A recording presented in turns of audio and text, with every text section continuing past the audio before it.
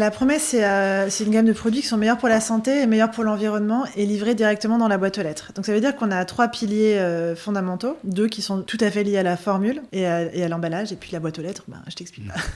Sur meilleur pour la santé, en fait, on a un cahier des charges de formulation, briefé tous nos fournisseurs. Nous, on n'a pas d'outils de production, on travaille avec des sous-traitants à qui on donne des briefs et avec des consultants R&D aussi pour nous aider à travailler.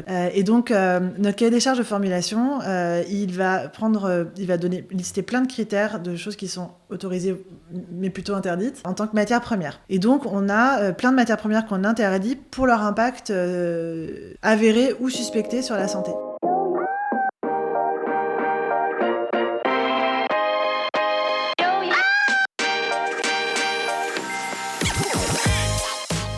Bonjour et bienvenue parmi les Digital Doers, votre podcast source d'inspiration pour les acteurs de l'innovation. Ce programme est coproduit avec Comexposium pour l'événement incontournable qu'est le One-to-One Retail e-commerce de Monaco. Je suis Cyril Duplessis, acteur du changement dans le digital depuis plus de 20 ans. Je donne ici la parole aux personnalités de notre écosystème en France, qu'ils soient prestataires, annonceurs, marques, retailers ou pure players. Ils sont des acteurs engagés dans leur business et l'innovation fait partie de leur quotidien. Source intarissable d'inspiration, je vous propose une conversation dynamique et sincère pour vous donner accès à leur retour d'expérience, leur vision et leur analyse sur les tendances et les perspectives marché. Depuis juillet 2019, les Digital Doers rassemblent des témoignages uniques et de grande qualité directement accessibles ici même, mais aussi sur les chaînes partenaires. En effet, je produis et anime des chaînes de podcast pour compte de tiers, c'est-à-dire pour des prestataires de services, du retail et du e-commerce. Le concept est simple, inviter un prospect à venir discuter de votre problématique avec un expert maison dans une conversation tripartite. Vous êtes intéressé? N'hésitez pas à me contacter directement sur le site lesdigitaldoers.com ou via LinkedIn. En attendant, je vous souhaite une bonne écoute, toujours sans coupure. Dans cet épisode, nous allons laver plus blanc que blanc. Ce célèbre slogan pour de la lessive renvoie à des temps révolus. Aujourd'hui, les contraintes et prises de conscience environnementale imposent de repenser certaines de nos habitudes de consommation. La lessive et plus globalement, les produits ménagers sont constitués d'eau à environ 80%. Donc quand nous les achetons, nous achetons principalement de l'eau et que nous devons donc transporter alors qu'il en coule de tous nos robinets. Bref, un sujet dont s'est saisi Spring, une DNVB française qui propose des produits ménagers secs, c'est-à-dire sous forme de pastilles qu'il faut dissoudre dans l'eau. Pour en parler, j'ai le grand plaisir de recevoir une femme. Elles sont encore trop peu présentes ici pour ne pas le souligner. Je reçois donc Laure Favre, cofondatrice de Spring et plus particulièrement en charge de la marque. Tenue historiquement par les grands groupes comme Procter & Gamble ou Unilever, avec Laure, nous allons parler de ce fameux marché des produits d'entretien. Quelles ont été les évolutions produits de ces dernières années? Comment les consommateurs évoluent-ils? Et les habitudes d'utilisation ont-elles changé? Quelles sont les tendances de fond? Nous poursuivrons sur le sujet de la proposition de valeur de Spring. Une DNVB qui s'attaque aux géants du secteur, c'est un peu David contre Goliath. Alors comment s'y prend-on? Comment innove-t-on? Nous nous intéresserons aussi à la fabrication des produits et aux ambitions de développement de Spring. Enfin, un focus important sur la relation client. Plus que pour n'importe quelle autre marque, un des assets forts d'une DNVB, c'est la relation qu'elle établit avec ses clients. Ici, nous parlons CRM, data, fidélisation et réseaux sociaux. Mais avant de commencer, Laure, pourrais-tu te présenter en quelques mots? Salut Cyril, merci beaucoup de me recevoir. Juste avant, je dirais que ton intro est hyper pertinente. Il y a 2 autres choses qui viennent compléter ce qu'on fait sur Spring, c'est l'aspect lié à la santé. Et tout ce qui est la conséquence du plastique est lié au bilan carbone. Ah oui, tu as raison de le préciser. La santé, c'est parce que les produits que vous proposez, ils sont sains. Ils n'ont pas de produits qui, a priori, peuvent détériorer la santé de l'individu quand il fait sa lessive, par exemple. Exactement. Bon, merci de le préciser. Alors, on détaillera ça tout à l'heure. Est-ce que tu peux nous parler un peu de toi? Avec plaisir. Donc moi, j'ai 44 ans. J'habite en région parisienne et en fait, j'ai fait toute ma carrière dans l'univers des produits d'entretien. Donc, je ne te dirais pas que c'était une passion à l'origine, mais c'est un peu les hasards de la vie et des métiers de marketing qui font que quand même tu restes souvent un peu dans la même branche de produits. Mais donc, j'ai travaillé pendant une grosse dizaine d'années, pendant 12 ans, je crois, chez SC Johnson, qui est... Je ne l'ai pas cité, mais effectivement, il fait partie des gros acteurs. Ouais, alors c'est le petit chez les gros. Voilà. Mais c'est une société américaine, une multinationale, avec des marques qui sont très connues comme Red, Bégon ou Canard WC pour les plus glamour. Canard, c'est la première marque que j'ai gérée en tant que marketeuse. Et donc moi, j'ai fait toute une carrière dans le marketing. Donc, tu as évidemment, quand on t'entend parler, une formation commerce. Ouais, voilà. exactement. Moi, j'ai un parcours classique, je dirais, en grande consommation, en marketing de grande consommation, puisque j'ai fait une école de commerce.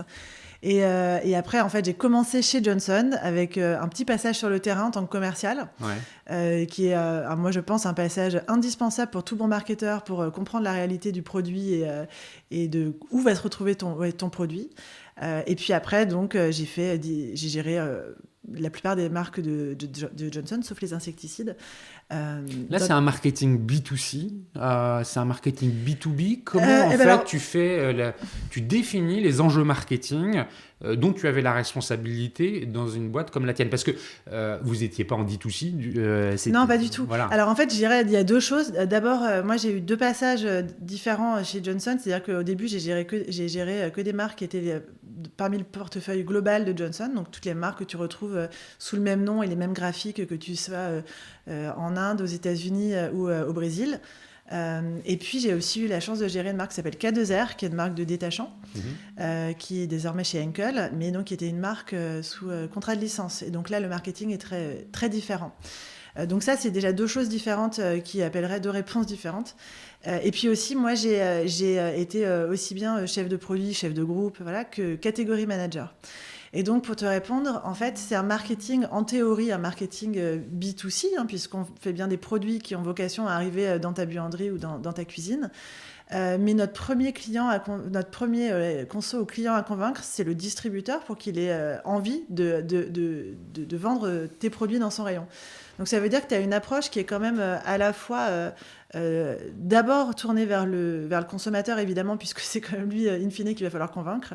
Mais le premier stop, il se passe chez le distributeur. Donc, si tu n'as pas une approche qui est du coup beaucoup plus commerciale, beaucoup plus tournée sur le développement de la marge, de la masse de marge, ce qui est plutôt la notion principale. La masse de marge. La masse de marge, c'est la marge dégagée par chaque produit que tu multiplies par les volumes totaux. Tu peux faire une super marge sur un produit, mais si tu en vends un par un, ça prend de la place dans un rayon pour pas grand-chose. Donc, on parle plutôt en masse de marge. Il vaut mieux avoir une marge plus réduite, mais sur un produit qui va faire beaucoup de volume. Et c'est comme ça qu'ils vont gagner de l'argent. Donc, ça c'est un des aspects. Puis, évidemment, c'est lié avec la négociation que font les comptes clés. Mais donc, voilà, en tant que catégorie manager, tu as un aspect très commercial, finalement, dans ton métier, donc plutôt B2B.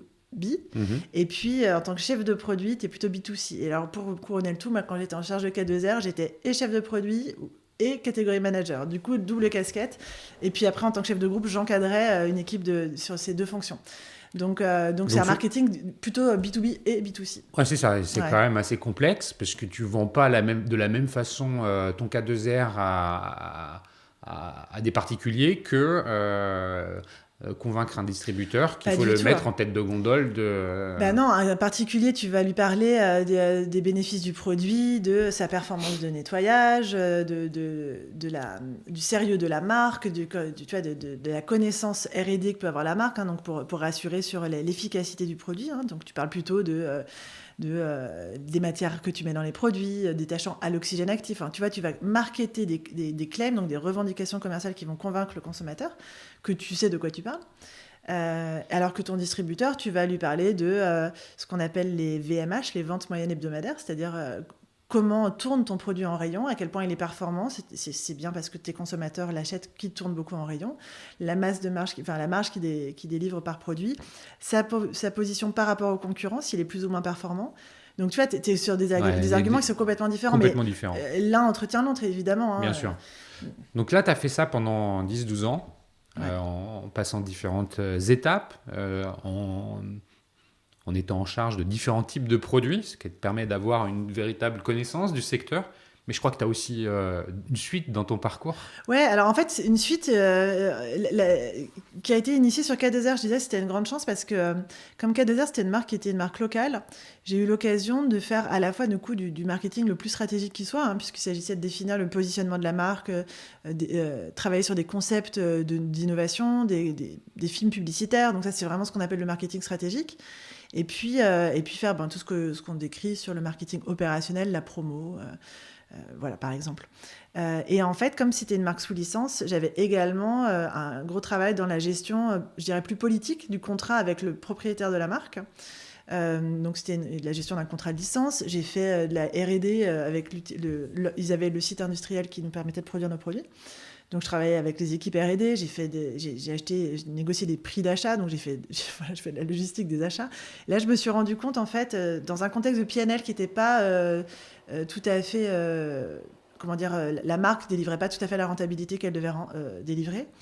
Et du coup, une de mes missions, ça a été de mettre en place un plan d'optimisation de rentabilité, en fait, qui m'a permis de finalement réussir, ce qui est assez rare, j'ai réussi à optimiser la rentabilité de la marque en investissant dans la marque. Généralement, la voie la plus simple, c'est on coupe les dépenses et du coup, par magie, c'est immédiat, tu as optimisé la rentabilité. Donc, tu as eu l'autorisation de dépenser plus. Oui, parce qu'en fait, on a construit un plan qui était...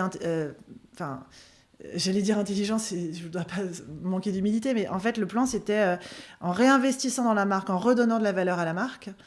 Et donc, en l'occurrence, il s'agissait de faire un film publicitaire pour ramener plus de consommateurs au rayon. Mais du coup, tu ramènes plus de gens en magasin. Tu développes ce qu'on appelle le chiffre d'affaires, finalement, la top line. Et puis, j'ai aussi fait du travail, c'est pour ça que je parlais de coûts d'achat, donc d'optimiser mes coûts d'achat, de retravailler certaines formules. J'ai fait un gros travail de logistique, par exemple. En fait, tous nos camions partaient sur ce qu'on appelle une couche. Donc, tu rentres une palette, puis tu remplis ton camion avec une palette au sol, sur le plancher du camion. Voilà, et basta. Et en fait, j'ai retravaillé tous mes cartons pour qu'ils soient plus résistants, pour pouvoir supporter eux-mêmes une deuxième palette par-dessus. Ce qui fait que mécaniquement, on a divisé par 2 le nombre de camions qui sont partis de notre usine pour un surcoût qui n'était pas du... tu sais, il y a une question de poids sur les frais de transport, bref. Et en fait, on avait fait une énorme optimisation sur le coût logistique. Mais c'était sur un travail juste de conception des camions. Alors, c'était un gros travail, certes, mais bon, tu vois, et c'est ça que je trouve que c'était un plan intéressant parce que j'ai pas dégradé les produits, j'ai pas juste coupé des références qui venaient dégrader ma rentabilité. Simplement, j'ai réoptimisé des choses. Après, évidemment, on a aussi coupé des références ou arrêté des références qui n'étaient pas assez rentables. Mais globalement, en lançant des innovations, en refaisant de la publicité, en travaillant la logistique, en négociant les coûts d'achat, on avait optimisé la rentabilité de 33% sur la marque. Et c'est énorme. Ouais, franchement, c'est énorme. Oui, c'est vraiment énorme. Et gagner 2 points de part de marché. Donc, tu vois, ça, c'est des plans qui sont vachement agréables. Et c'est là où je me rends compte que finalement, cette dimension intrapreneuriale qui fait que tu es honneur de ton PNL. Je faisais un peu mon propre contrôle de gestion, finalement.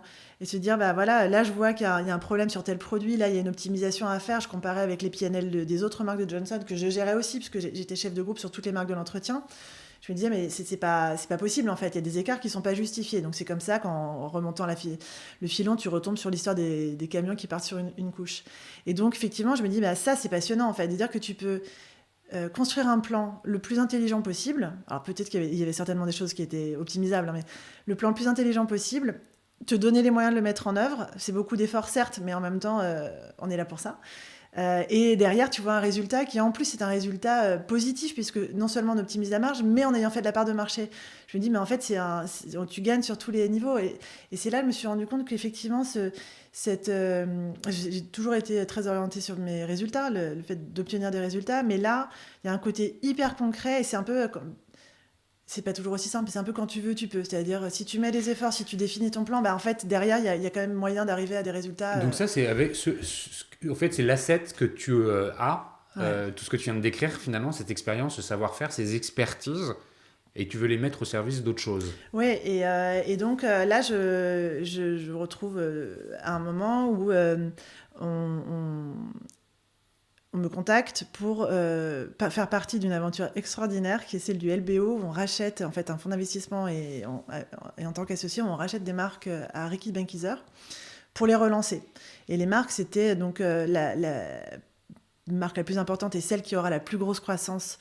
C'est Maison Verte, c'est une marque d'entretien écologique, c'est le pionnier de l'entretien écologique en France, puisque la marque avait été créée en 1968. D'accord. Elle a été déposée en 1968. Donc, c'est quand même un sacré visionnaire, l'homme qui a déposé cette marque. Parce qu'en 68, sous les pavés de la plage, clairement, l'écologie, c'était pas trop la préoccupation des consommateurs. Donc, en vrai, elle a été lancée en 78. Mais donc, c'est une marque qui a quand même plus de 40 ans aujourd'hui. Et après, il y avait aussi Baran pour l'entretien du cuir et Océdar pour l'entretien du bois. Et donc là, tu te retrouves du jour au lendemain, on est 5 dans l'entreprise, donc le comité de direction et notre contrôleuse de gestion, et t'es propriétaire des marques. Donc c'est très virtuel, hein, parce que les marques, en fait, c'est un bout de papier, et puis voilà, t'as des formules des marques, et il faut tout faire, en fait. Il faut Finalement, relancer c'est les un marques. cran plus loin que l'expérience que tu avais eue Ouais. Alors chez moi- S. Johnson. Moi, je dis souvent que j'ai fait une lente, entre guillemets, enfin, en riant, mais une lente descente vers l'entrepreneuriat, parce qu'en fait, Johnson, c'est du pur entrepreneuriat, mais tu es dans une grosse structure avec des moyens. Donc, quand tu te poses des questions sur la gestion de ton PNL, sur comment on négocie des coûts d'achat, bah, tu as une armée mexicaine de gens qui vont savoir te répondre. Même si tu le fais toi-même, t'es super outillé, et puis tu as quand même des budgets. Après, Soigna, donc Maison Verte, là, du coup, donc, j'ai rejoint Soigna pour m'occuper du marketing et de la R&D. Et donc là, en fait, tu pars avec un asset qui est très fort, puisque tu as une marque qui a à l'époque 35 ans, par là. Et le groupe, enfin les 3 marques font 25 millions d'euros de chiffre d'affaires, donc tu as déjà mécaniquement une capacité d'investissement, en fait. Il y a déjà de l'attraction. Bien sûr. Et puis, Baran et Océdar, c'est des marques qui avaient 100 ans, donc une notoriété folle. Les 3 marques ont une très grosse notoriété, donc tu pars avec un outil qui est déjà super fort, quoi. Puis bon, on y reviendra. Spring, on part de rien du tout, une feuille blanche, mais beaucoup de bonne volonté. Voilà. Voilà, et Donc, parce que finalement, c'est après cet épisode où tu mets les mains dans l'entrepreneuriat, on est vraiment hands-on, tu Ouais. vois, quand tu reprends ces Ouais. marques-là, tu es un peu à il y a 5, tout à faire. tu es au four et au moulin. Ouais. Voilà. Ça dure combien de temps, cette expérience? Moi, je suis restée 3 ans chez Soigna, mais le relancement des marques, on l'a fait en un temps record, parce qu'on a commencé en mars, et on va dire mars. Moi, je suis arrivée en mars. De quelle année? 2015, pardon.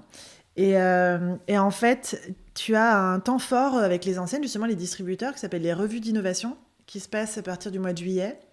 Et c'est le moment où tu dois présenter tous tes plans pour l'année calendaire suivante. Et c'est ce qui va servir de base pour les fameuses négociations commerciales. Donc en gros, c'est le moment où il ne faut pas se rater, parce qu'il faut leur donner envie d'avoir tes produits dans leur rayon. Parce qu'après, il va y avoir toute la négo, et forcément, si tu leur as donné envie, ils seront peut-être un peu mieux disposés dans le cadre de la négociation pour qu'on trouve un terrain d'entente. Donc là, il s'agit en 3 mois. Alors, pour leur donner envie, il faut arriver avec une marque qui a une identité visuelle, un nouveau positionnement, enfin un positionnement qui a évolué, les produits, les formules. Puis pour avoir des formules, il faut avoir des fournisseurs. Voilà. Donc là, en 4 mois, avec le comité de direction, on a fait un travail énorme qu'il s'agit de... Et puis en marketing, bien sûr, c'est souvent à l'origine de tout ça, c'est aller voir les consommateurs et puis se dire, comment vous voyez ces marchés, enfin bref, tout le travail que tu fais sur le positionnement. Voilà. Ok, d'accord. Donc ça te permet, en fait, on comprend bien que c'est de plus en plus concret. Tu le dis effectivement, tu as une lente descente. Je sais pas si c'est une descente, moi je dirais peut-être une montée qui se fait par étapes vers l'entrepreneuriat, puisque l'ultime étape après, c'est Spring. Ouais, alors en fait, Spring, c'est une marque qu'on a montée En quelle année? On a lancé la marque physiquement en septembre 2020, mais on travaillait depuis plus d'1 an sur la marque avec mes associés. Avant qu'on ne rentre dans le détail de Spring, de la promesse, la façon avec laquelle vous développez votre valeur, est-ce que tu peux nous la pitcher en 30 secondes, 1 minute? Ouais. C'est quoi? Spring, c'est une marque de lessive et de produits d'entretien qui sont meilleurs pour la santé et meilleurs pour l'environnement, parce que dépourvus de plastique à usage unique et avec un bilan carbone maîtrisé, et qui est livré directement dans la boîte aux lettres. Voilà. Donc, sous forme d'abonnement? Sous forme de... Alors, on ne dit pas abonnement, parce que le mot abonnement peut faire peur. On a tous en tête les exemples des abonnements Canal ou autres qui te loquent pendant 1 an. Donc, on fait des livraisons programmées, c'est-à-dire que c'est sans engagement. Mais effectivement, c'est un système de livraison régulière qui arrive dans ta boîte aux lettres selon la fréquence que tu auras déterminée toi-même, en fonction de ton foyer, et que tu peux modifier en un clic, tout simplement. Donc ça, on a des lessives et des tablettes vaisselle, lave-vaisselle qui sont sur ce format-là. Et puis après, on a d'autres produits qui ne sont pas proposés en abonnement, parce que ce sont des produits qui ont des fréquences d'usage plus faibles. Comme lesquels, par exemple? Par exemple, c'est des sprays nettoyants. Donc, spray nettoyant, un foyer moyen, il en utilise 2 par an. Ah oui. Voilà, donc bon, si c'est pour te livrer tous les 6 mois, Ouais. ça pas forcément. Alors, ça dépend, évidemment, tu as des foyers qui consomment beaucoup plus, hein. Mais donc, on a ces sprays nettoyants et un liquide vaisselle, par exemple, qui pour l'instant sont pas forcément sous forme d'abonnement. Tout ça, ça pourrait évoluer, évidemment. Bon, voilà, on a compris. Voilà, on a les projets, on a les produits, tu les as teasés, on va revenir dans le détail là-dessus. Avant qu'on revienne, comme je le disais en introduction, il est important en fait de planter le décor et de comprendre le marché sur lequel vous vous positionnez.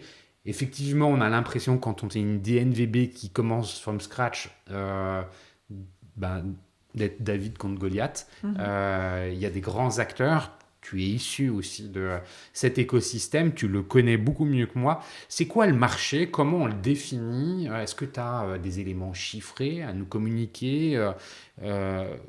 L'idée, c'est qu'on ait d'abord une conversation pour bien comprendre comment ça fonctionne.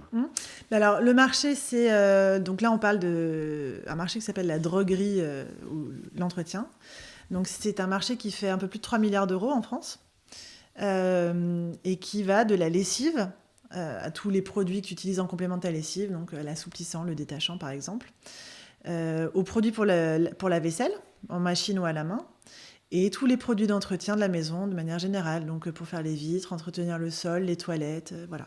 Donc l'ensemble de ce marché, c'est 3 milliards d'euros, sur lequel, en gros, la lessive fait à peu près la moitié des ventes.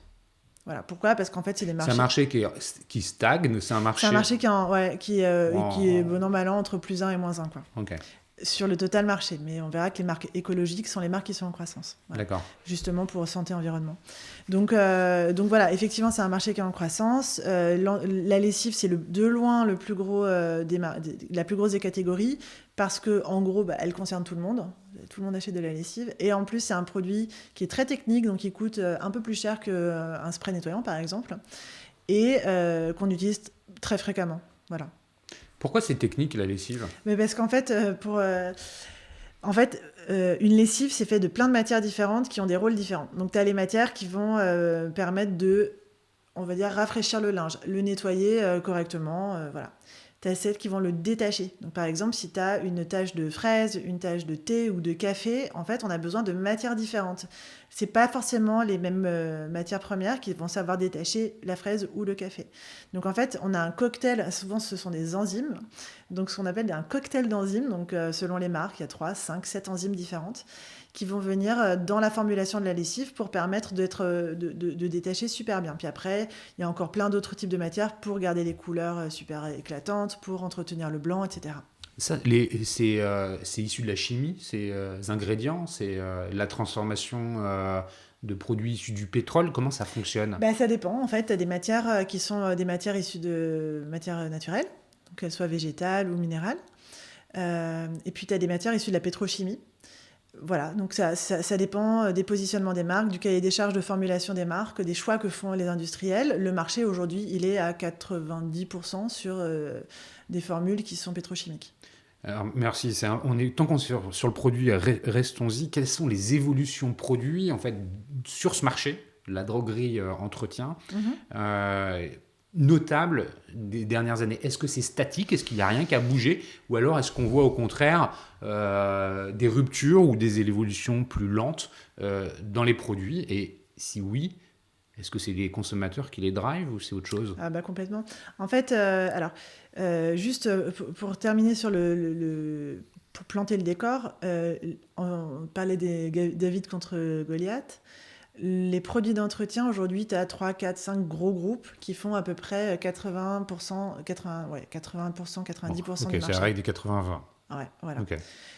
Donc, c'est bien dire que si ces gens-là veulent ou ne veulent pas faire bouger le marché, c'est eux qui donnent le ton. Globalement, il y en a déjà 3 qui ont été cités. Hein. Il y a Procter, Unilever et c'est Johnson. Tu rajoutes Henkel, Colgate. Voilà, ça c'est les derniers très gros. Et après, il y a une myriade de petites marques qui représentent 20% du marché. Voilà, et puis les MDD, évidemment. Les évolutions... Alors, le marché, il évolue beaucoup. Alors, il évolue peu ces dernières années sur ce qu'on appelle la galénique, c'est-à-dire la forme produit. Globalement, quand tu vas dans le rayon aujourd'hui, si tu regardes il y a 10 ans, les lessives liquides étaient toujours liquides.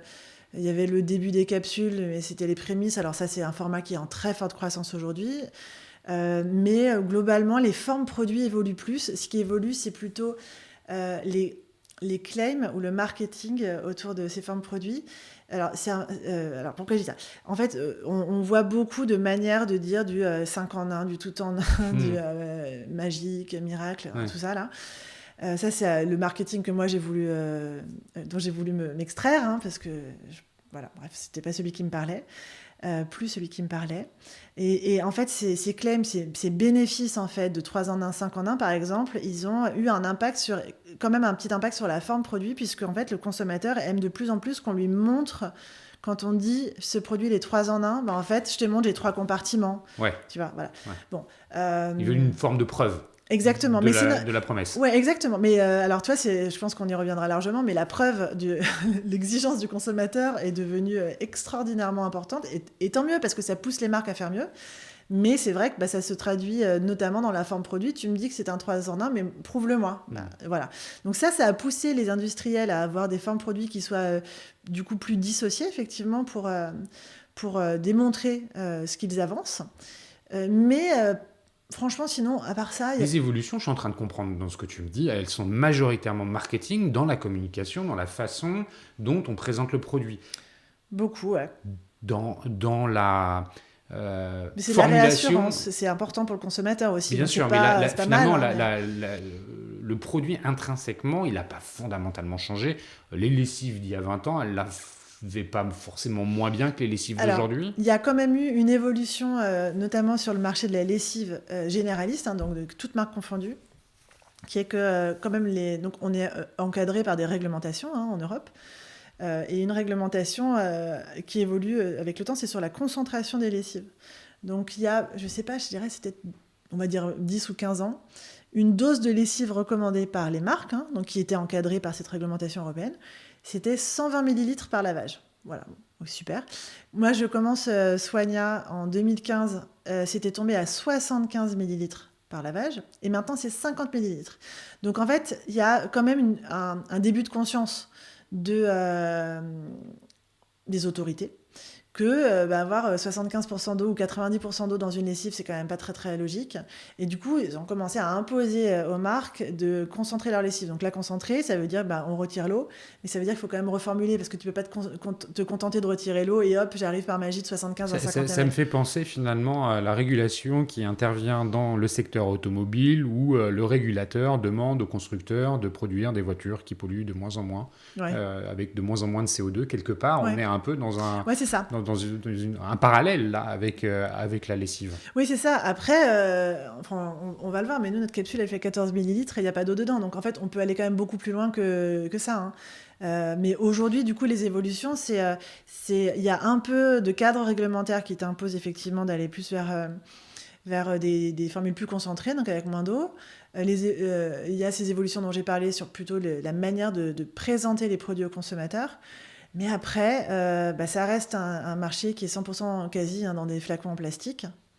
Ça reste un marché qui est fait pour 90% de l'offre avec des formules qui peuvent contenir des matières dangereuses pour la santé. Donc, tu vois, il y a quand même un travail fondamentalement qui n'est pas... Qui n'est pas forcément fait. Et là, on vient de parler finalement de l'offre, c'est-à-dire des produits avec un focus produit. Parlons du consommateur. Ouais. Puisque finalement, ce sont les deux faces de ce marché. Le consommateur, dans quelle mesure il arrive à faire bouger les marques, parce qu'il y a une prise de conscience environnementale. On a commencé à le sous-entendre avec les premiers éléments de réponse que tu nous proposes. Des sujets de santé publique. Je sais pas, le parabène, est-ce que c'est un sujet où les problèmes, comment on appelle ça, endocriniens, les perturbateurs endocriniens. Voilà, merci. Ah bah ouais. Donc l'ensemble de ces sujets-là, est-ce que c'est le régulateur qui vient faire bouger les producteurs? Est-ce que c'est les consommateurs? Est-ce que ce sont les deux ensemble? Et puis finalement, est-ce que le consommateur a des besoins qui aujourd'hui évoluent? Est-ce qu'il est moins réceptif peut-être au marketing d'antan voir 3 compartiments sur sa lessive, c'est aujourd'hui, ça fait plus grand-chose. Certainement un peu de tout ce que tu viens de dire. Donc le consommateur, il est devenu ultra exigeant. Mais pour moi, à juste titre, parce que malheureusement, on a tous été confrontés à des petites trahisons des grandes marques. Donc, je prends souvent le même exemple, mais qui est quand même très parlant, qui est celui de la viande de cheval dans les lasagnes.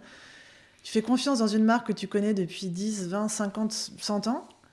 Et un jour, tu découvres que en fait, on t'a donné à manger du cheval. C'est quand même un problème, quoi. C'est quand même un souci. Donc, il y a cet exemple-là, mais enfin, des problèmes de petites trahisons comme ça, des grandes marques, il y en a eu plein. Donc, tu vois, dans l'esprit du consommateur, aujourd'hui, grande marque égale on me ment. Illustre-le encore mieux avec ce que tu me disais avant qu'on enregistre sur Soigna. Swan. Donc, Soigna, je vous le disais tout à l'heure, moi, je commence Soigna, on est 4 au départ et on a un travail titanesque à faire en 4 mois, mais on arrive avec... je veux dire, on n'achète pas des marques, on se lance pas dans une aventure comme ça, juste pour casser la machine. On veut faire les choses bien. Donc, on commence... tu prends ton manuel du bon marketeur, on commence par ce qu'on appelle un focus group, donc un groupe consommateur, pour les interroger, pour comprendre leurs attentes, ce qu'ils veulent, ce qu'ils aiment, comment ils consomment, etc. Et généralement, ça se passe dans une salle. Il y a 8-10 personnes dans une salle avec un animateur qui n'est pas une personne de la marque, c'est quelqu'un dont le métier est d'écouter et faire parler les gens. Mais toi, la marque, tu es derrière une glace sans teint, donc voilà. Et ils le savent, les consommateurs, on leur dit, il y a les gens de la marque qui sont là, mais ils vous écoutent. Voilà. Et puis très vite, ils oublient que tu es là, parce que tant mieux, c'est l'exercice, pour qu'ils parlent vraiment librement. Et là, en gros, on dit, Maison Verte, je connais la marque. Bien sûr, je la connais, cette marque. Mais du coup... Elle a un taux de notoriété qui est très fort. Très, très fort. Et je fais des raccourcis, mais concrètement, c'est ce que nous disait cette personne. Elle dit, comme je connais cette marque, je sais forcément qu'elle appartient à un grand groupe américain. Donc rappelons, on était 4, mais bon, dans l'esprit des consommateurs, on connaît Nestlé, Danone, tous ces grands groupes, ils ont des foultitudes de marques. Donc ça c'est pour l'alimentaire, sur les produits d'entretien c'est plutôt des groupes américains, donc ils sont avertis les consommateurs, ils savent que grande marque égale je sais que ça appartient à un grand groupe, et donc on me ment en fait. Voilà, donc en fait c'est ce que c'était, merci de répéter l'histoire, c'est parce que c'est effectivement, je t'interrogeais sur le marché, la perception des consommateurs, et donc ça illustre parfaitement un état d'esprit. Il y a une énorme défiance. Et donc là, ce qu'on fait, nous, c'est les volontés vraiment d'arriver avec quelque chose qui soit très transparent pour le consommateur. Donc là, ils ont, pour leurs attentes, exigences de qualité, de performance, de juste prix, de transparence. Ils veulent savoir ce qu'on fait et comment on le fait. Et ça, c'est vraiment des éléments assez marquants dans la manière aujourd'hui que le consommateur a de faire évoluer le marché. Une autre chose aussi, c'est évidemment l'attention qui est portée à la santé. Et ça, c'est porté par le consommateur, mais aussi par les associations de consommateurs, et notamment 60 millions de consos, qui a fait une pétition qui a été signée déjà par plus de 40 000 personnes pour mettre en place ce qu'ils appellent, eux, le Ménage Score, qui a été repris du coup par le gouvernement en tant que Toxiscore, qui est en gros un Nutri-Score des produits d'entretien. Pourquoi ? Parce qu'en fait, il y a des matières toxiques dans les produits d'entretien, et que le consommateur, comme les associations de consommateurs et maintenant le gouvernement, veulent informer le consommateur de ce qu'ils ont entre les mains. Voilà. Donc ça, c'est des grosses évolutions. Et puis, il y a eu...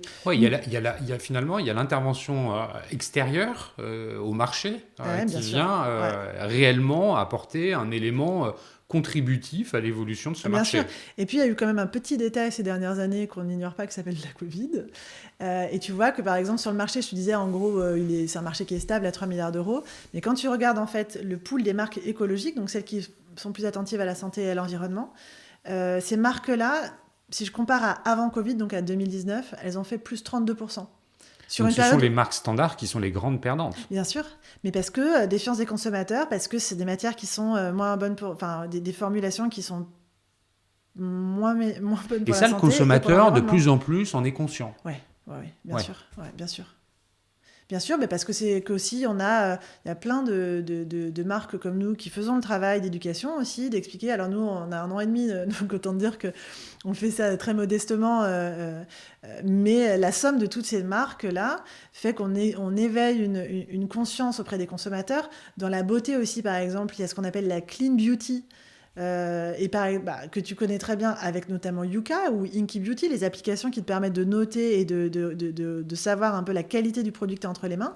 Mais en fait, tout ça, c'est un environnement, c'est plein de petits comme ça, de petits stimuli qui font dire aux consommateurs, attention, en fait, ce que je consomme a un impact sur ma santé. Tu parlais des perturbateurs endocriniens.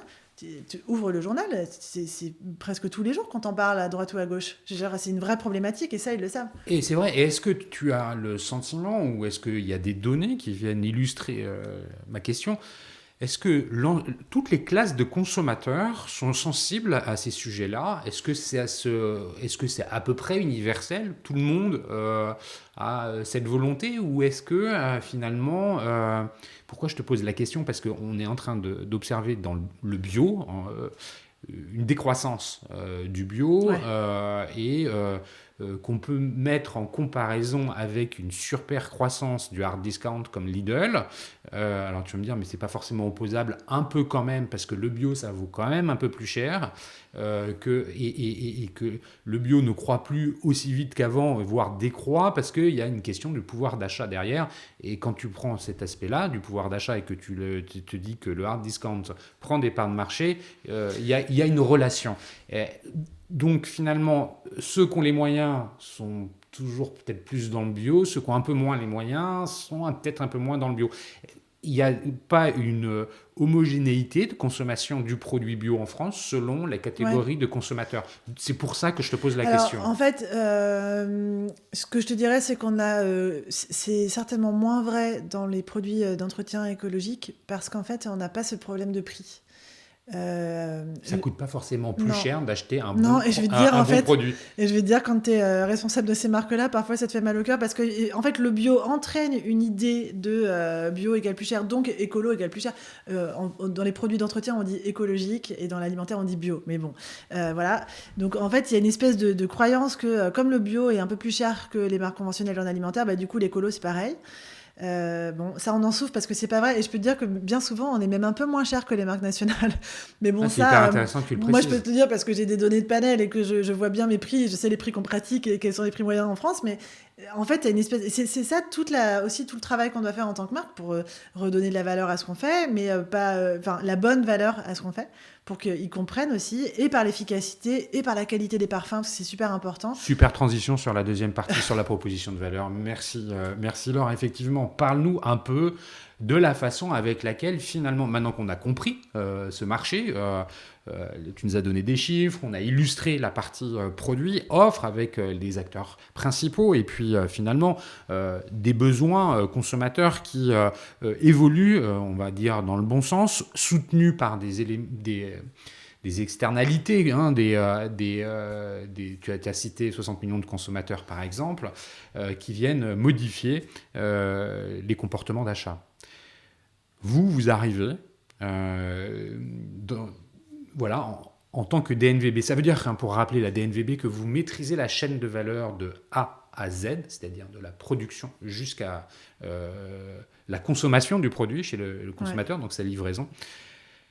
Tu nous as présenté la promesse de Spring, mais maintenant rentrons un peu plus dans le détail. On était sur le produit, quand on parlait du marché, parle-nous du produit, comment vous en êtes arrivé à le fabriquer, où est-il fabriqué en France, avec quoi est-il fabriqué, enfin voilà. Ouais. Parlons du produit. Alors du coup, si je reviens à la promesse, c'est une gamme de produits qui sont meilleurs pour la santé et meilleurs pour l'environnement et livrés directement dans la boîte aux lettres. Donc ça veut dire qu'on a 3 piliers fondamentaux, 2 qui sont tout à fait liés à la formule et à l'emballage, et puis la boîte aux lettres, je t'explique pas. Sur meilleur pour la santé, en fait, on a un cahier des charges de formulation qu'on a travaillé pour briefer tous nos fournisseurs. Nous, on n'a pas d'outils de production, évidemment, on est une petite équipe. On travaille avec des sous-traitants à qui on donne des briefs et avec des consultants R&D aussi pour nous aider à travailler. Comme je te disais, moi j'ai fait une école de commerce. Ça fait maintenant un bout de temps qu'on formule des produits, mais enfin je suis quand même pas ingénieur chimiste. Et donc, notre cahier des charges de formulation, il va lister plein de critères de choses qui sont autorisées, mais plutôt interdites, en tant que matière première. Et donc, on a plein de matières premières qu'on interdit pour leur impact avéré ou suspecté sur la santé. D'accord. Donc, notamment, il y a, pour faire simple... On en a cité quelques-uns, vas-y. Ouais, mais en gros, ce sont les perturbateurs endocriniens dont on a parlé, qui ne sont pas réglementés en France. Ou en Europe, puisqu'on est soumis à des réglementations européennes. C'est quand même une aberration. Ça a l'air de commencer à bouger, mais moi, ça fait 15 ans que j'entends que ça commence à bouger. Donc les perturbateurs endocriniens, ce sont ce qu'on appelle les CMR, cancérigènes, mutagènes, reprotoxiques. Waouh. Voilà, donc les noms Ça déjà fait sont peur. assez explicites. Ça, c'est quoi globalement? Mais par exemple, ça sont des matières qui font que, tu vois, c'est un peu souvent il peut y avoir un overlap avec les perturbateurs endocriniens, mais cancérigènes, c'est clair, hein, c'est des matières qui sont reconnues pour favoriser le cancer. Et tu vois, aujourd'hui, il y a beaucoup de problèmes de fertilité. Tu as beaucoup de petites filles qui sont réglées à l'âge de 8 ans. Et beaucoup plus qu'avant. Beaucoup plus qu'avant. Ouais. Si on regarde la génération de nos parents, ils n'avaient pas trop de problème à avoir des enfants. Mais regarde notre génération ou les générations à venir, il y a quand même beaucoup de couples qui sont accompagnés. Ouais, moi je vais pas trop là-dessus parce que j'ai pas les données pour véritablement le comparer. C'est plus du ressenti. Oui, voilà, c'est ça. Mais voilà, bon, c'est pas le sujet, mais c'est vrai qu'il y a quand même des problèmes de santé publique qui sont liés à toutes ces matières qui viennent favoriser le cancer et les problèmes de reproduction ou de fertilité de manière générale. Et puis en fait, dans ces matières, tu as aussi des matières qui sont reconnues comme ayant un impact, une toxicité sur un organe. Donc par exemple, ça peut être sur le foie, sur les reins. Donc là, on est en fait en train de parler de produits qu'on va pas ingérer, mais de produits qui vont venir, parce que c'est important de le rappeler. Qui vont traverser la barrière cutanée. Alors, des produits qui sont soit sur des savons, mais là, c'est pas de savon dont on parle, c'est de produits qui vont venir laver notre linge. Ta lessive, ta lessive, en fait, quand tu la sors de la machine et qu'elle sent si bon, c'est bien parce qu'il reste de la matière qui s'est accrochée, si tu veux, sur les fibres. Sur la fibre pour qu'elle sente si bon. Donc ça, cette matière, justement, c'est la troisième famille de produits après les CMR et les perturbateurs endocriniens, ce sont les allergènes, qui sont le plus souvent dans les parfums. Ceux-là, ils sont réglementés, mais pas interdits. Et donc, tout ça, c'est des matières qu'on peut retrouver donc, sur les textiles. Mais par exemple, un liquide vaisselle, pour le coup, tu as les mains directement dedans. Dans le produit, hein, tu as les mains. Bien sûr. Donc, en fait, ces matières-là... Alors, il faut quand même relativiser. Encore une fois, il y a plein de réglementations en Europe. On est quand même encadré par des réglementations qui protègent le consommateur. Mais, par exemple, moi, les CMR, je ne comprends pas pourquoi. Les CMR, ils sont interdits dans une partie de la formule, mais par exemple, pas dans les parfums. Or, les parfums, tu vois bien, tu ouvres ton flacon de lessive, ton produit, tu fais tes vides, tu vois bien que ça sent à fond, quoi, le parfum. Mais, alors, donc, nous, on les interdit, par exemple, dans les parfums. Je vois pas pourquoi il y a des gens très intelligents et très savants qui ont considéré que c'était à interdire dans une partie de la formule, mais pas dans le reste. Je comprends pas. En fait, vous allez, dans le cahier des charges, remettre de la cohérence par rapport à tout ça. Donc, ouais, il y a de la cohérence et il y a aussi une sorte de système de principe de précaution. Donc, par exemple, comme je te disais, les perturbateurs endocriniens ne sont pas encore réglementés. Mais en revanche, il y a des associations européennes qui travaillent. C'est une association qui est liée vraiment à l'Europe, à l'Union européenne, et qui travaille sur... Il y a une association qui est financée par l'Union européenne? Oui, et ça s'appelle European Chemical Agency, et c'est des scientifiques qui analysent en fait toutes les matières premières existantes sur le marché et qui vont les classifier selon leur degré de dangerosité, éventuelle ou pas, hein, mais... Et du coup, sur ce travail-là, ils établissent une liste qui s'appelle la liste des matières dangereuses candidates à réglementation. Et c'est une liste qui donne à disposition des autorités européennes en disant, voilà, moi je serai vous, je réglementerai ces matières-là. Donc nous, ce qu'on fait, c'est que cette liste-là, on la prend comme un no-go dans notre cahier des charges. À partir du moment où une matière est sur la liste de l'ECA, on l'interdit tout simplement. C'est vraiment des contraintes qui rendent l'efficacité du produit, les contraintes que vous vous imposez, hein, j'entends, qui sont plus fortes que celles que la réglementation vous impose. Et j'imagine que déjà la réglementation européenne doit être une des plus importantes ou des plus fortes dans le monde. Je ne sais pas si c'est... Oui, on est reconnu. Souvent, on dit il y a des marques américaines, par exemple, qui suivent la réglementation européenne. Voilà, donc on a souvent une référence en termes de protection ou de sécurité que le reste du monde, sur lequel le reste du monde essaye de s'aligner ou pas en fonction de leur volonté. Bref, vous vous imposez un cadre encore plus strict. Est-ce que c'est la quadrature du cercle pour vous? C'est-à-dire, est-ce que ce cadre encore plus strict, il est compliqué parce que il faut quand même de l'efficacité et in fine un produit qui sent bon. C'est-à-dire qu'on a tous envie, quand la lessive est étendue, de sentir l'odeur du propre sur c'est la preuve que ta lessive a été efficace, que tu as bien... Donc c'est agréable d'avoir des vêtements qui sentent bon et puis qui soient propres. Exactement. Donc quelque part, en tant que consommateur, je me dis les deux critères, c'est quand même qu'il n'y ait plus de taches sur mes vêtements, qu'ils aient conservé évidemment leur couleur et qu'ils sentent bon. Exactement. Bah oui, c'est beaucoup plus compliqué en fait. Alors moi, je redis, moi ça fait 20 ans que je fais des produits d'entretien et je fais ma lessive également. J'ai envie que ça sente bon, que ce soit propre. C'est pas une passion pour moi, là, de faire le ménage. Donc j'ai envie que ce soit vite fait, bien fait. Et j'ai été bercée à l'efficacité pendant toutes ces années-là. Donc tout le travail qu'on fait, c'est justement de garantir des produits qui soient au moins aussi efficaces que les produits standards du marché. Et dans l'efficacité, il y a tout ce que tu as décrit sur le détachage, que ton linge soit propre, que les couleurs soient maintenues, etc. Mais il y a aussi le parfum, parce que le parfum, c'est souvent, tu sais, sur nos marchés, c'est le premier critère d'achat. Et tu as dû voir 2000 fois des gens, et fait toi-même, tu prends en rayon une bouteille de lessive, tu la débouches, tu sens, et tu fais ton choix comme ça. Voilà, donc en fait, souvent, c'est le premier critère d'achat. Et donc, c'est vrai. Bah oui, on fait tous pareil. Et donc ça veut dire que nous, on a les exigences de formulation qui disent moi, je veux un produit qui soit en gros comme celui du marché standard, mais mieux formulé. Mais ça, entre guillemets, c'est invisible pour le consommateur. Je veux qu'il retrouve la même efficacité, le même parfum et le même prix. Donc ça veut dire qu'il faut avoir des très bons partenaires industriels. Et ces partenaires, tu vas les chercher où Et moi, je les connais. En fait, ils sont basés où géographiquement? Il y en a un peu partout. Dans le pays, en Europe? En France, en Europe, voilà, c'est très réparti. On a toute une partie de notre production qui vient de France. Et puis après, sinon, c'est très dans les pays européens, mais très proche de la frontière à chaque fois. Donc vous avez en fait des fournisseurs différents. Il y en a un qui est le maître d'œuvre et qui va aller consolider tout ça. Comment ça fonctionne? Le maître d'œuvre, ça c'est nous. Non, mais tu vois ce que je veux dire. Non, parce concrètement, comment ça se passe? Parce qu'en fait, les industriels, ils sont globalement spécialistes d'une technologie. Pourquoi? Parce qu'ils ont investi dans une ligne de production qui sait faire une capsule de lessive, ou qui sait remplir une bouteille, ou qui sait mettre des lingettes dans un emballage. Voilà. Ça, il y a besoin d'une technique industrielle adaptée aux produits en question. Donc ça veut dire que mécaniquement, donc nous, je te disais, on a des capsules lessives, on a des pastilles lave-vaisselle, des tablettes lave-vaisselle, ou des petites pastilles pour recharger un spray. Voilà. Je te coupe parce que tu as eu la gentillesse de me faire parvenir un échantillon de tous ces produits-là avant qu'on enregistre, donc j'ai pu en faire la découverte. Je voudrais dire qu'effectivement, les odeurs sont bien présentes. Elles sont différentes, parce que j'ai le droit à différentes lessives, donc il y a différentes odeurs, et on sent bien la différence. Et effectivement, je te le disais avant qu'on enregistre, mes enfants se sont interrogés sur le spray, puisque c'est une bouteille transparente où on a le spray comme n'importe quelle bouteille en spray, qui est vide, avec à l'intérieur une bille. Ouais. Et c'est assez surprenant de se dire on va mettre de l'eau, ça va devenir un produit d'entretien. Ouais. Voilà, donc c'était juste pour apporter mon commentaire sur l'expérience produit que j'ai déjà pu avoir. Attends, mais je suis ravie si les parfums en tout cas t'ont plu ou que tu les as bien sentis, parce que c'est vraiment super important. Et justement, c'est ce qui est compliqué à faire quand on a ce cahier des charges de formulation qui est si restrictif.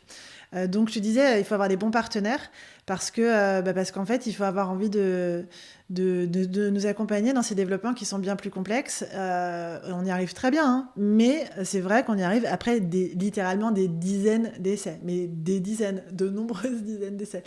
Donc là, et vous comparez vos produits avec ceux de la concurrence pour pouvoir dire aujourd'hui, ça lave aussi bien que ceux de la concurrence. Bien sûr, on teste tous nos produits en labo extérieur avant les lancements et on les lance que s'ils atteignent les standards d'efficacité. Donc ça, c'est important de savoir quand même. Et j'imagine que tout ça, c'est ce qu'on appelle les USP pour le consommateur, de dire que c'est au minimum aussi bien que le standard du marché, et ça sent aussi bon. Et les parfums, par exemple, on les fait tester. Alors d'abord, évidemment, on teste nous en interne, et puis une fois que nous, on a une shortlist de parfums qu'on considère au niveau, on les fait tester, on en reparlera après, mais auprès de nos consommateurs. On a une communauté de consommateurs testeurs qui valident tous nos produits. Ouais, on va en parler après, effectivement, parce que là, le consommateur, super transition, le consommateur, là on vient de parler du produit. On a parlé d'un tout petit bout du produit parce qu'il y a un gros travail fait sur le plastique. Ah oui, l'emballage, effectivement. Oui. L'emballage. Bien sûr. Le plastique, on en parlait justement. Finalement, les capsules, aujourd'hui, quand ils les achètent en supermarché, elles sont dans des bacs en plastique impossibles à ouvrir, où je pense que bon nombre d'entre vous qui nous écoutez a vécu la même expérience où ce bip de couvercle est impossible à retirer et on y va au couteau ou au ciseau pour tout arracher finalement et prendre ces pastilles. Ça, c'est vraiment... Alors, c'est une obligation réglementaire, on le précise, c'est pour ça que c'est si difficile. Il va falloir la reproduire sur du carton. Ouais, et bon courage. Et bon courage. Ouais, c'est ça. Alors en fait, nous, le principe, c'est de se dire que le plastique, en fait, c'est une matière qui est très intéressante pour bien des aspects, mais qui est malheureusement trop peu recyclée. Et donc, on se dit, mais moi... Attends. Merci de le préciser.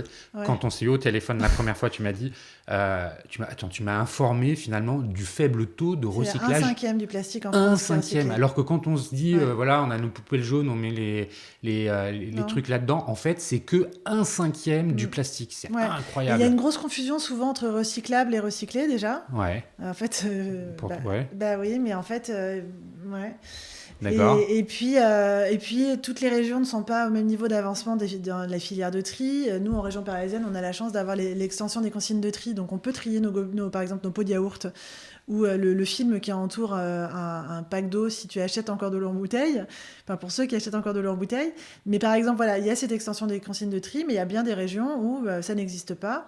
Et puis après, il y a la méconnaissance du tri. Par exemple, si tu mets pas ton bouchon sur la bouteille, il sera pas trié, il sera trop léger, pas détecté par les machines de tri, et du coup, il sera pas pris. Voilà, il y a plein de raisons qui font que net, puis il y a quand même encore des plastiques qui sont pas recyclables. Et donc, net, il y a plein de raisons qui font qu'il n'y a que 20% du plastique en France qui est recyclé.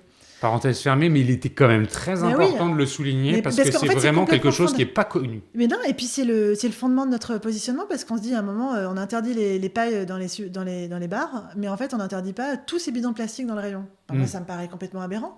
Donc, il y a un travail dans nos points de développement, nos points de positionnement de meilleurs pour la santé, on en a parlé, mais ce qu'on disait, c'est qu'il y a un gros travail à faire pour l'environnement. Donc, même si dans notre cahier des charges de formulation, on a aussi beaucoup de critères qui font qu'on a des formules qui vont avoir un moindre impact sur les eaux usées, parce qu'elles sont plus biodégradables, parce qu'on a fait des meilleurs choix de matières premières. Mon point, c'est qu'il faut aller plus loin pour le respect de l'environnement. Et c'est là où il y a vraiment une énorme différenciation par rapport aux marques existantes, parce que donc, il faut s'affranchir de tous les plastiques à usage unique.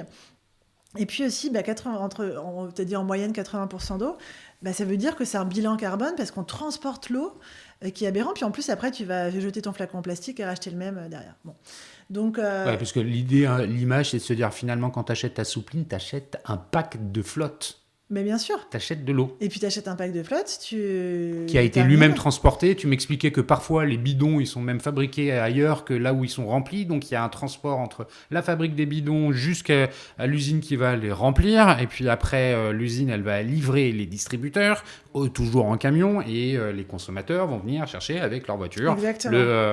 Voilà. Donc, le bilan carbone, il est très mauvais. Donc, tout le travail qu'on a fait, c'est...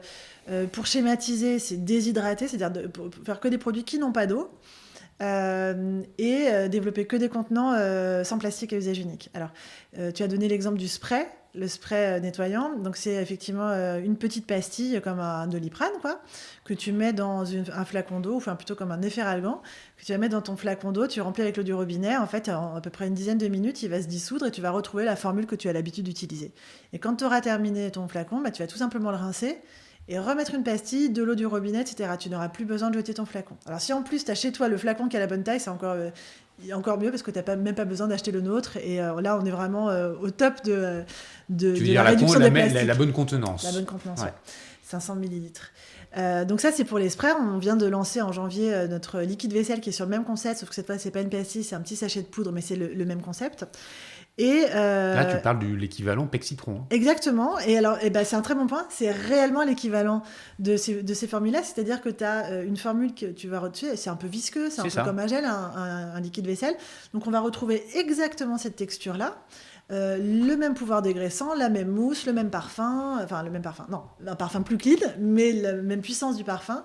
Donc tu vas retrouver exactement la même expérience que celle à laquelle tu es déjà habitué, mais avec un produit pour lequel tu n'auras pas racheté ton bidon en plastique. Donc voilà, donc moins de plastique, tout ça, ça veut dire beaucoup de R&D, des investissements importants pour vous. Alors là encore, c'est trouver les bons partenaires, parce qu'il faut faire beaucoup d'itérations pour réussir à développer ça. Il faut trouver le partenaire qui sait faire cette petite pastille, qui sait faire une poudre ou qui sait l'emballer. Mais t'en trouves qui faisait déjà ça? Ou faut qu'ils faut qu'ils innovent quelque part. Tu vois, moi c'était mon rêve de faire un liquide vaisselle comme ça. Mon rêve. Mais oui, je rêve de liquide vaisselle. Chacun son rêve. Ouais, c'est ça. non, mais je trouvais qu'en fait il y avait un vrai truc à faire et puis en cherchant on trouve. Donc encore une fois, c'est vraiment une histoire de trouver les bons partenaires. Mais bon, le savoir-faire existe en Europe. Bien sûr, on a su le faire. Voilà. Et alors donc tu parlais de la boîte. La lessive, c'était un gros challenge parce que d'abord, on a choisi la capsule parce qu'en fait, c'est un format hyper vertueux dans le sens où ça dit au consommateur la dose dont il a réellement besoin. Il y a un vrai problème de surconsommation en France, puisque je te disais tout à l'heure qu'une dose de lessive, la recommandation, c'est 50 millilitres par lavage. Euh, mais évidemment, personne ne dose dans son bouchon. On a souvent tendance à verser directement dans le tiroir. Et l'ADEME a démontré qu'en fait, en moyenne, les consommateurs utilisent 115 millilitres, donc plus du double. Mais ça veut dire autant de matières qui vont se retrouver dans les eaux usées, etc. Donc en fait, la dose, elle permet de dire au consommateur, voilà de quoi tu as besoin. Et puis c'est hyper pratique, je jette dans la machine, je me pose pas de questions. Je me fais l'avocat du diable, je suis consommateur. Ouais. En fonction de la quantité de vêtements qui se trouvent dans ma machine, je vais probablement avoir tendance à mettre la main un peu plus lourde sur la quantité de lessive, en dehors du fait qu'il y ait des doses quand il y a des doses. Disons sur le soupline, il est vrai que je rajoute le soupline que j'achète en concentré et je remplis le bidon après. J'en rajoute un peu plus quand je sais qu'elle est un peu plus tassée, un peu plus pleine la machine. Finalement, et puis il y a des machines de différentes tailles. Ouais, bah alors en fait, si tu regardes les dosages... 6, 8, 12 kilos. Bien sûr, mais en fait, la recommandation de 50 millilitres, c'est la recommandation médiane, c'est-à-dire pour un linge normalement sale et pour une machine de 4 à 5 kilos. Après, si tu as plus les 6-8 kilos, il faudra mettre 2 doses. Mais ça, c'est vrai pour toutes les marques. Donc, par défaut, on parle de la dose de 50 ml pour simplifier le discours. Mais si tu regardes sur tous les emballages, on va t'expliquer combien tu dois mettre de doses. Mais moi, ce que je dis à mes consommateurs, c'est mais essaye avec une dose. Et si en fait tu es satisfait du résultat avec une dose, il n'y a pas lieu d'en mettre 2 en fait. Donc, tu es en train de dire finalement la dose actuelle, elle est largement suffisante, même pour les plus grosses des machines. Ça dépend de la qualité de ton linge, ça dépend comment dire, pas la qualité, mais j'aurais jamais cru un jour être en train de parler de ça derrière ce micro, c'est un truc de fou. C'est passionnant. les pastilles. Et encore, on parle pas de sanitaire parce que tu sais qu'on pourrait avoir des discussions on pourrait aller sur. Bon bref, donc vous avez aujourd'hui des pastilles. Donc on a choisi la dose parce qu'en fait, elle permet vraiment d'avoir une consommation beaucoup plus raisonnable. Et puis aussi, elle nous permet d'emballer cette lessive dans cette fameuse boîte en carton que tu décrivais, sur laquelle on a dû reproduire le système de sécurité enfant qui nous fait nous arracher les cheveux régulièrement sur les boîtes en plastique. Alors, c'est très compliqué. Alors, pour te dire, on a passé plus d'1 an à le développer, plus de 100 prototypes différents. Aujourd'hui, on a fait breveter notre système de sécurité qu'on a inventé donc, pour cette boîte carton en craft. Évidemment, de fait, comme personne ne lit les modes d'emploi, moi la première, évidemment, la première fois que tu essayes d'ouvrir la boîte, ça peut arriver que tu galères un peu parce que justement, c'est que le système fonctionne bien. Donc je vous invite à, si vous êtes intéressé, regardez sur le pack le système de sécurité, ces petits verrous qu'on a inventés. Et en fait, une fois que tu as pris le geste, ça va très bien. On va rester 2 secondes sur le produit, on va passer quand même sur les consommateurs. Parlons du prix. Ça fera le lien entre le produit et puis les consommateurs. Quel est votre positionnement prix? Comment ça fonctionne? Qu'est-ce que tu peux nous dire sur ça? Ouais, en fait, comme je te disais, la priorité de Surspring, c'est de faire des produits qui répondent aux basiques, c'est-à-dire le parfum, l'efficacité et le juste prix, en fait. Et le juste prix, c'est le prix moyen que tu peux observer dans un rayon de supermarché. Donc aujourd'hui, nos produits, ils sont pas plus chers qu'un produit, ils sont au même prix, en fait, qu'un produit moyen, qu'une dose moyenne de lessive. Mais ça veut dire quoi? Par exemple, notre boîte de lessive, elle fait 42 lavages, elle coûte 16,90 €, livrée dans ta boîte aux lettres. Voilà. Oui, avec 42 lavages. Avec 42 lavages. Donc c'est le prix, et c'est même un peu moins cher que le prix moyen d'une dose de lessive, enfin d'une capsule de lessive en supermarché. D'accord. Donc le consommateur, justement, parce que là on parle du produit, la façon dont il a fallu le fabriquer, respecter les réglementations. Après, il faut aller chercher ton consommateur. Ouais. Toi, tu livres directement au consommateur. Tu n'as pas l'intermédiaire des distributeurs par lesquels tu es censé passer. Il faut aller le chercher. Comment on fait pour le recruter ? Comment on fait pour que la marque, elle soit imprimée dans la tête des consommateurs? Tu es en charge de la marque, justement. Oui. C'est les réseaux sociaux. On fait ce qu'on appelle l'acquisition marketing, donc la publicité sur les réseaux sociaux pour faire connaître la marque. On anime nos propres réseaux sociaux, évidemment. Donc il faut beaucoup de contenu, il faut être là régulièrement, il faut varier les contenus. Mais essentiellement, c'est ce qu'on peut faire sur Facebook et Instagram pour pousser des publicités qui vont venir jusqu'à toi.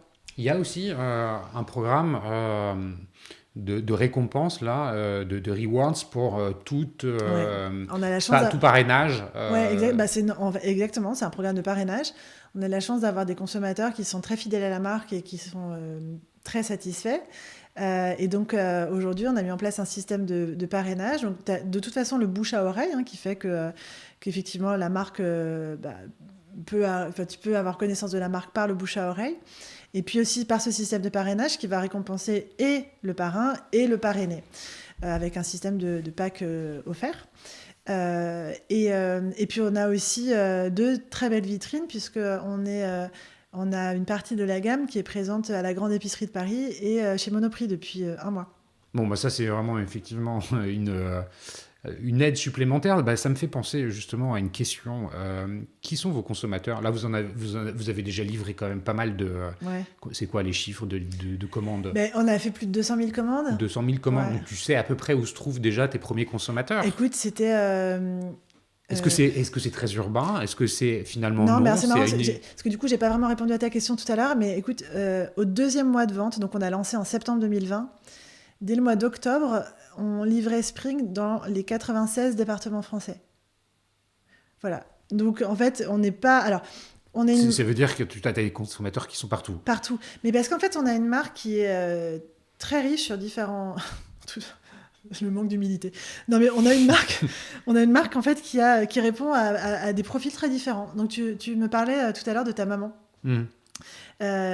Qui menu porte un gros bidon de lessive et c'est lourd un bidon de lessive, c'est facilement 3 kilos, c'est encombrant, etc. Donc en fait on a, si je caricature à fond les profils de nos consommateurs, on a des personnes âgées ou plus âgées qui sont il faut quand même qu'elles soient sur les réseaux sociaux, donc donc on est plutôt, tu vois, dans ce qu'on appelle aujourd'hui les seniors, mais on est presque déjà des seniors, nous. Non mais on va dire les 50-60 ans. Oh non, merde. Non. On n'est pas que... déjà des seniors. je crois que techniquement, à partir de 45... Si mes enfants ils écoutent ça, ils vont me dire « Toi, papa, j'arrête pas de te dire, t'es un vieux. » Donc en fait, non, on va dire les 50-60 ans qui, peut-être, ou plus, qui vont quand même sur les voir réseaux. L'intérêt de ne pas porter quelque chose de lourd. De l'autre côté du spectre, tu as les jeunes actifs ou les étudiants. Note pas qu'il est tout petit, donc on l'a décrit rapidement, mais en fait, donc, il faut imaginer une boîte en carton qui fait en gros la taille d'une grosse BD. Donc c'est un A4 qui fait à peu près 2,5 cm d'épaisseur. Et là-dedans, tu as 42 doses de lessive. Ouais, voilà. Donc ça rentre dans la boîte aux lettres. Exactement. Voilà. Et donc, en fait, ce truc, ce pack, il peut se planquer dans l'intervalle entre ton plan de travail et la machine, entre 2 livres. Donc, en fait, il est très petit. Et donc, quand tu habites dans une toute petite surface, c'est quand même bien pratique d'avoir ce tout petit conditionnement. C'est vrai ce que tu dis. Et puis, au milieu, tu as ce qui est aujourd'hui notre cœur de clientèle. C'est plutôt... alors malheureusement, ce sont encore essentiellement les femmes qui achètent les lessives, mais donc c'est une femme entre 35 et 45 ans, active, urbaine. Voilà. Okay. Mais ça, c'est parce que évidemment, on a un profil qui est un petit peu plus marqué que les autres. On a quand même, je veux dire, on est un peu plus urbain, évidemment, quand même, que d'autres marques, mais globalement, dès le 2e mois, on livrait partout. Ok, donc là, il y a aujourd'hui des consommateurs qui se trouvent partout. Justement, ces consommateurs, tu as commencé à en parler, des réseaux sociaux. Il y a une marque, c'est surtout une DNVB, c'est pas que un produit, c'est aussi une histoire que tu racontes autour du produit. Ta marque, j'imagine, tu l'as fait vivre aussi au travers d'un contenu que tu vas aller poster sur les réseaux sociaux et pas uniquement faire de la promotion pour de l'acquisition. Comment ça fonctionne ? Comment finalement, cette relation avec les clients, tu la crées, tu la maintiens, tu l'animes ? En fait, je reviens à l'anecdote de Maison Verte et de ses consommateurs qui nous disent qu'il y a forcément une grosse multinationale derrière la marque. Pour moi, ça, c'était vraiment un moment fondateur, en fait, dans tu sais, toutes ces petites briques inconsciemment, que tu empiles au cours de ta carrière.